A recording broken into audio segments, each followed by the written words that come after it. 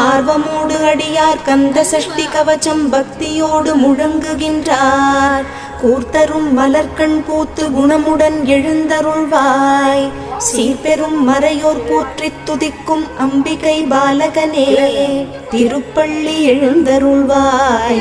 சிரகிரி வேலவா திருமுருகா, சரவண பொய்கையின் கண்மணியே, கடம்பனே கார்த்திகேயனே, அன்னை அணைத்திட ஆறுமுகமான ஆதிபழனி ஆண்டவனே, தேவர்களின் துயர்த்தனை நீக்கிய குகனே குமரவேலே, திருப்பள்ளி எழுந்தருள்வாய்.